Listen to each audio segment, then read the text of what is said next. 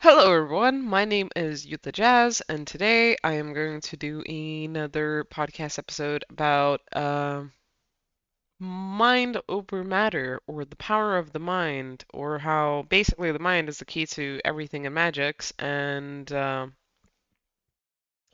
I guess you could, I take that back. I take what I just said back. It's not necessarily the key to all magics, but it is a starting point to how you wield your so-called, let's say, magical wand, how you express and manifest your energy, and how to direct it.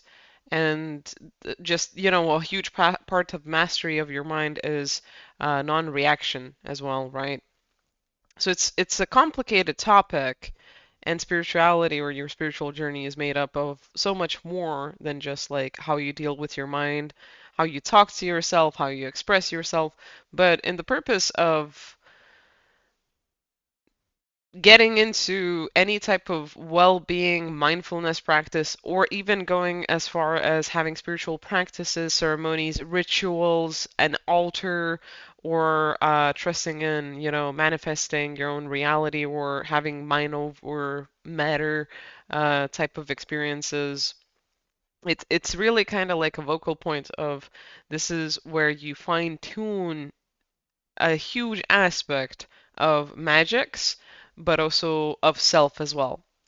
And mind over matter is the most primary, elementary, and basic important like foundation of us as people, but also of our world around us, our atmospheres, our environments, how we affect them, what happens with that, how we then also get affected by these environments, how we perceive them, how they imprint on us, right? How our internal relationship acts and how it expresses itself and what effect then that has on us as people or on even our lives. And it kind of just, goes on and on like that. Like the power of the mind is really an important subject and topic in so many aspects. I mean, we have a whole sector on mental health and psychology for a damn reason. Neuroscientists are trying to dig into the mind for a particular reason. Even the government has had some studies on the possibility of psychics existing and actually carrying out certain actions as well as certain missions and operations. The whole conclusion of that is up to you. You have your own brain and mind, but that they've carried out significant research and interest in that and have had projects around it. There's been a few of them because different governments have even tried doing it. So yeah, the mind over matter topic I want to talk about, or is just looking into the power of the mind. I want to, I guess, establish this like foundation on the topic before I go into anything else as well. It's kind of like the astral episode, the very first one, where your mind really determines a lot about what you experience, how you see things, how you ignore things, and how you can look into experiencing them or affecting them sometimes, obviously.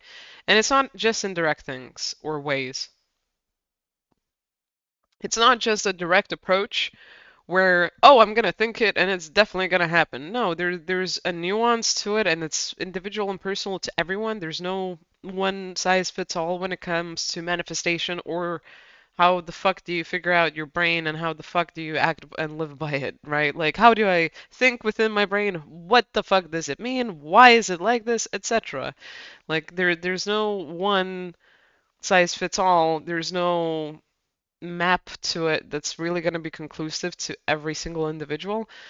But you can figure out your own mind map. You can figure out your own unique traits of your inner, mind, of your inner scape, of where it's logic, where it's the thoughts, where it's the ideas, where it's the dialogues, monologues, or just a specific thinking type of energy and vibe and feeling. If you're one of those people that doesn't actually have yep, yep, yep in your head, right?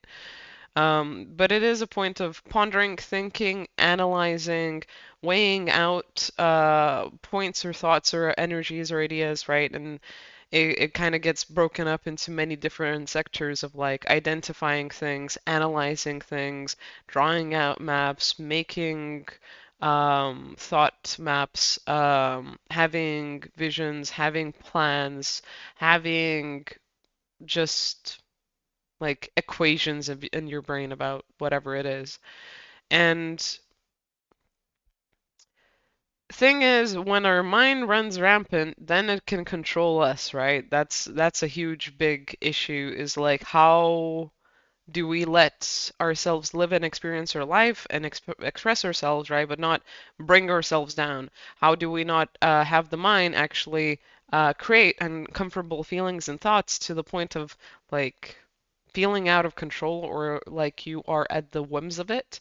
And then how do I really look into the point of my mind, right? And explore either its uniqueness, weirdness, its ponderings, its creativity, and whatever maybe even fears lie within the mind in a healthy environment, in a setting that does, develop you as a person in a whole way and is a healthy approach. It's a driving force, but also so many other things that really help yourself keep together. That's a huge freaking mystery still for us. But when you're getting to magic, you kind of go beyond the mystery and you do the figuring it out. You have a close relationship with yourself. You can't hide certain topics away from yourself. You know what obsession feels like in terms of deeper existential experiences in a way that isn't just a obsessive episode of a phobia or something, that it's like kind of you going into the mystery of life and figuring it out within your own body, within your own thoughts, within your own mind, within how you associate yourself or anything else within the world, right? And that carries actual value. That actually has a meaning of some sort. We all see the color green, we have different opinions about it, but because you can see into why you have a specific opinion of the color green, because you think that way, you feel that way about it, right?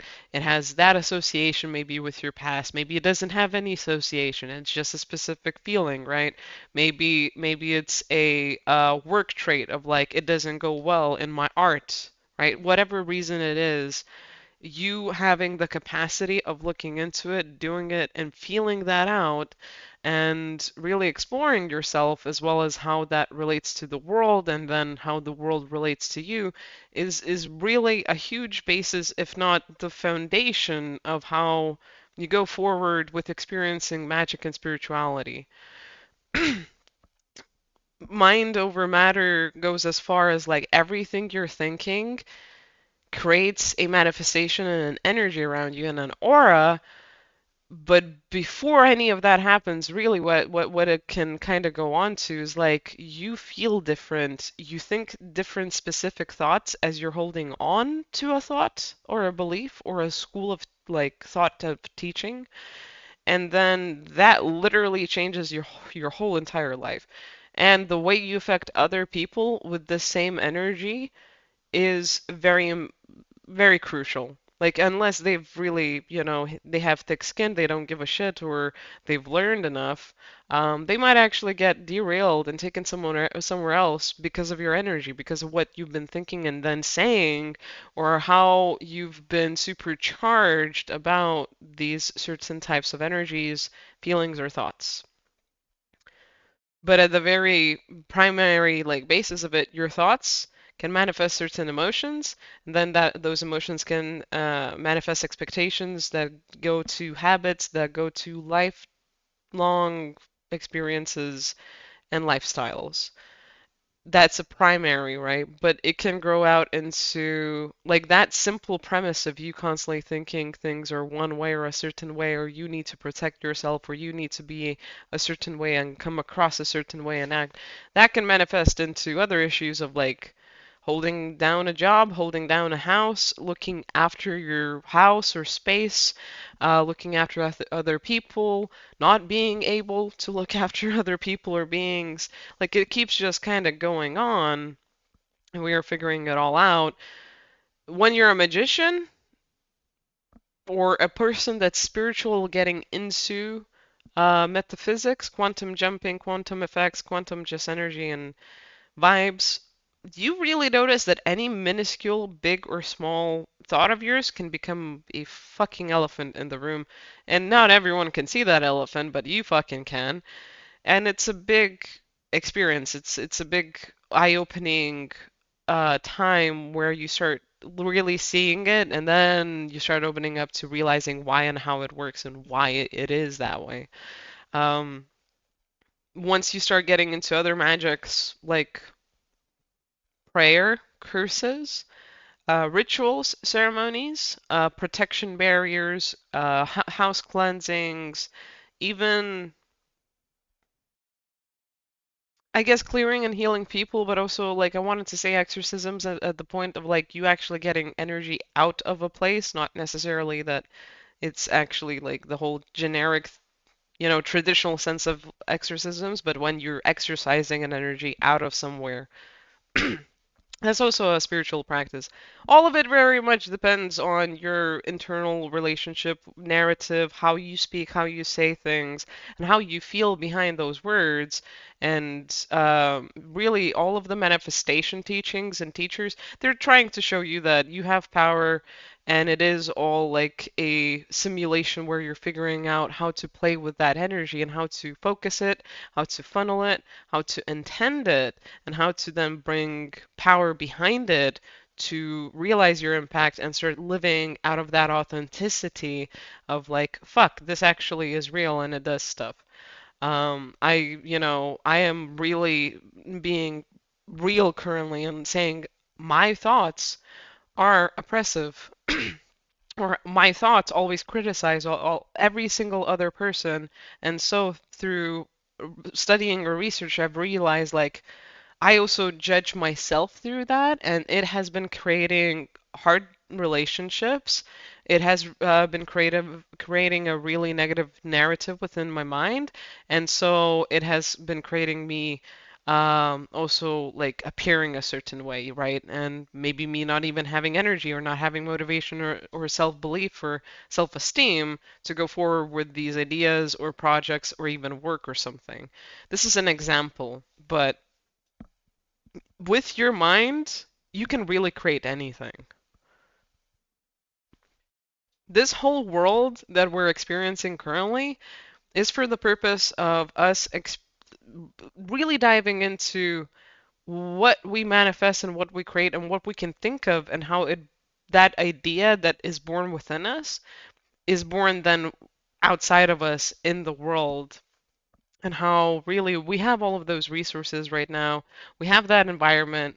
We have that type of world and capabilities. We have everything we need. We have the communities or the people, or just even like the world set up in a way where we can travel through that experience of figuring this out and not being tied down to certain avenues of doing things or traditions. If you don't really believe in any of this, that there's an impact or a reason or whatever, rituals can be quite hard, ceremonies can be quite hard, like emotional certain experiences or personal experiences can block up, but also spirituality, energy, and magics really dies in of itself because there's so much that happens in the mind that we click onto that are signs towards us tuning into our own intuition that is then just like connecting to the narrative of like, oh my God, I actually do have an impact. There's arguments with people that happen in our heads. There's how we criticize other people, how we look at them, how we keep our true thoughts away when we're afraid of conflict, how we might misbelieve in something but still believe in it in a layer below that, and right, and feed and charge it, and it have like then we have this experience of something spiraling out. Superstition kind of works that way. Curses, things like that, or even like spiritual things that people don't believe in, but are really real and very direct. That also kind of ties into it. But you start programming your mind and understanding, like, oh my God, this is what actually happens within the mind. And if I start shifting and changing it, it actually starts shifting and changing so many other things that are outside of me. That's a very good first hook, line, and sinker type of experience from reality and consciousness and just living, where it's like, hey, if you follow this breadcrumb path now, you'll learn more about how your mind works and how it affects reality.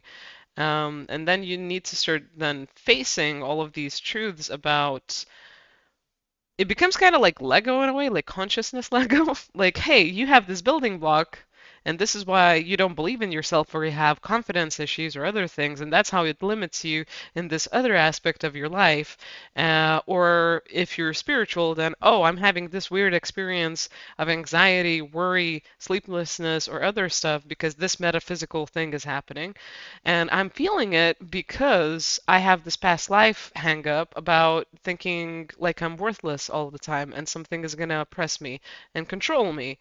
And so I'm getting hounded in metaphysical experiences that then also translate to physical experiences, right? Two big extremes, but also both of them literally fucking act the same exact way. Um, just because we have something within us, within our mind, and expectations, feelings, and beliefs, just because of that, there's a reoccurring energy appearing in our experiences. There's a reoccurring person. There's a reoccurring relationship. There's a reoccurring vibe in every workplace for some damn reason.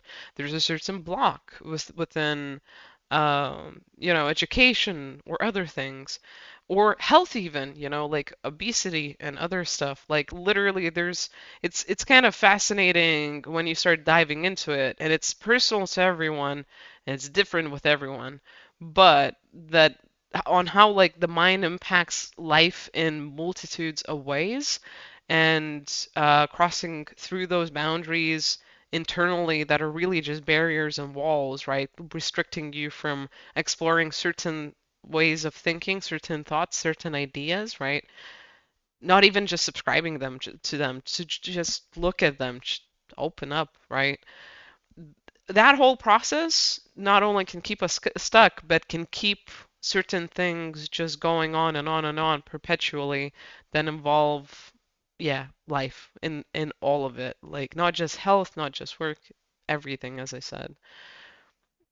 You're always going to need to deal with your mind. You're always going to need to experiment with your mind on how open you can be and how closed off and how either and each is good or bad, how there's one toxic program going on, there's another toxic program going on, or maybe there's a mental tie or a fear or a paranoia or a repressed memory or whatever it is that is doing something you don't want and then you need to change it over time. Or the other side of it, right?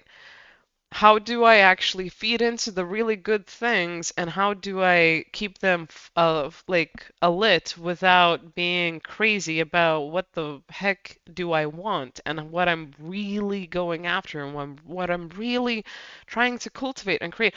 What type of person I'm trying to meet, right? I'm trying to damn find a partner. How the fuck do I do that? All still comes back to the mind, funnily enough. And how you feed into certain things and energy, it can really amplify them. Or it can literally just create them. A lot of the good things we experience, right, has been created by someone and then gets infused with it even more awesomeness of our appreciation that then we actually experience it and then that can loop back to the person that created that thing and then that they get like a huge experience about, oh my God, I didn't know a person can enjoy this creation so much. And then that can even look back even forward, right, to that person that was experiencing that thing. And they meet up and they do a whole new freaking thing. And it's just joy going on and on and on. It's just like a jump of like hype and excitement. It goes on in its own little swirl of experience and possibilities and happenings. And we all want to experience more positivity, more love, more stability, more safeness, right? But we are used to being prepared for the worst. being also critical so we can dissect things that could potentially be hidden dangers within our life, right? We could also expect of ourselves to go through negative experiences that are of pain to then actually receive some sort of victory when we finally face this fear or difficulty, and we've been always thinking about it and prepared for it, right? And we weren't gonna let it get the worst of us or get us down. And it's like you're literally focusing on the shit you hate and how to survive the shit you hate. And you keep surviving it and you keep hating it and you keep repeating it. And all of us are addicted to something that isn't good for us, at least one damn thing. And if it's not one damn thing, like most of us, it's gonna be at least 10 or 20, or sometimes they cycle in and out of life, right? But mentally, most of the time, we are trying to look into it and not find some type of meaning to release and let go of it automatically. And if we aren't, then we're consciously trying to fend it off and fight it off with a stick. And really, a lot of the time is like trusting the process and the journey. And then when you actually do need to, like impacting it in a certain way within your mind when you're looking over all of these things. So you don't escape accidentally into fairy tale land, into fantasy, into stuff that doesn't make sense, into taking on other people's ideas or ideas from movie shows or the external or even religious books, right? And just running far, far away with them. Like there's a need for both approaches or both sides to the coin of like looking out for challenges and looking into through them or looking into good things and into through them, right? And both of those things have a positive and a negative to them and with them that really can make us feel lost. But really, it's us being inside our brain. If you understand the point that you really are in that perspective and you're just trying to see what is the best solution, best vibe, best course of action, best point of living, literally living through it, that's when you really do get the answer.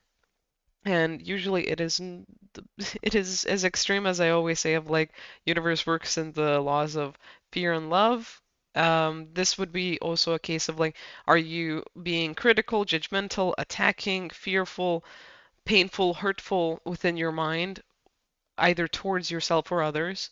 Or are you being more loving, like accepting, approachable, open, creative, receptive, whatever it is? And are you letting that cultivate you or the other side of it cultivate you? Because getting into exploring the depths of all of this, like it's very important to have that line or that understanding that there's either green or red in terms of frequency, and it's kind of like in electricity, you have a plus or a minus, right? It's the same thing. And there's no real excuse, and it is hard sometimes internally, but ultimately it is all a game of the mind. It's a power of the mind, and it is us figuring ourselves out through the house inside of ourselves of like logics, thoughts, beliefs, experiences, whatever is accepted as fact, and seeing how feeding certain types of energy into something makes it literally drain you or co-create and become a thing or grow and develop or just in general, like what is the mystery behind it? What is the magic? What is life? How does it, function? Why does it go either which way or wherever? There's not really all the answers. There's not even concrete evidence of all of this, I guess. Not yet, anyway. There's definitely fucking weird coincidences and just personal experiences where you realize this and you can't lie to yourself, like, you can't ignore it. But either way, life is about going with your mind, right? And your heart and having these feelings and whatever. But, like, ultimately, it is how you look at it, what you think of it, what you touch of it in terms of like an internal experience. And it can be sometimes, or a lot of the time, it's kind of like the heart is in the moment going through it, right? But the one that looks back or forward or in pieces of it is the mind. How do we actually go forward in a harmonious way with ourselves and taking that power into our own hands, seeing what happens from it in life? Giving it a chance and a go and a trust and a leap of faith of like, maybe my mind does manifest more than I thought. And it's not really what it first sounds like. It always is way more complex. It just starts out as that thing of like you looking into it, experimenting, maybe just thinking what if or what is, then seeing like, oh shit, how or why or if things definitely really change when I am thinking differently about them in a way that feels different as I'm saying it, not just being a robotic narrative voice, right? Like how do my relationships change? How does my money situation change? My life?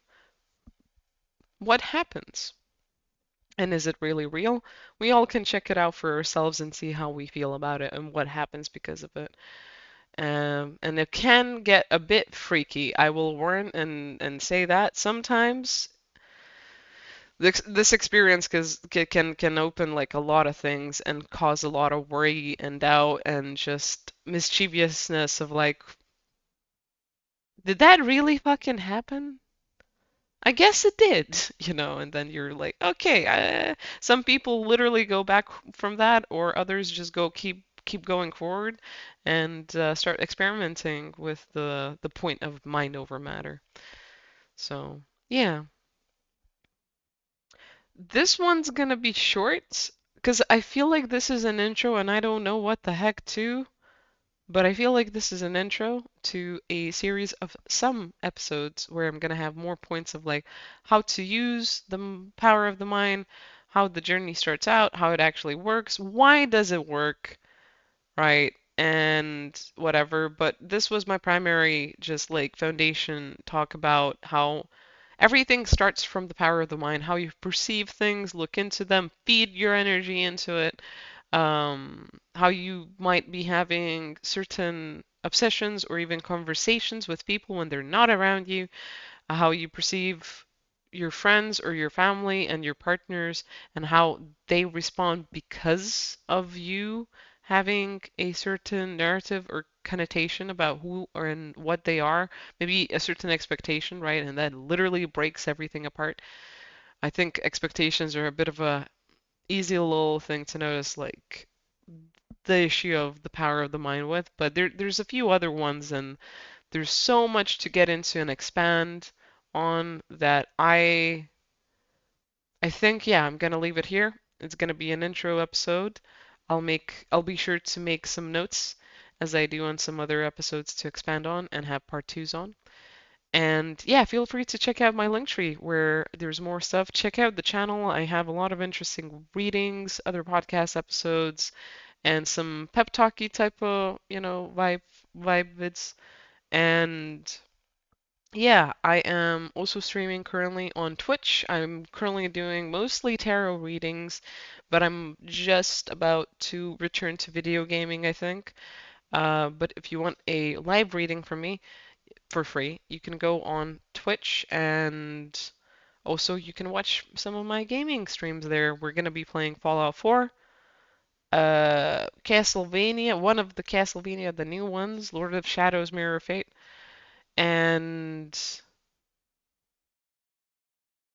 I don't know. I forgot.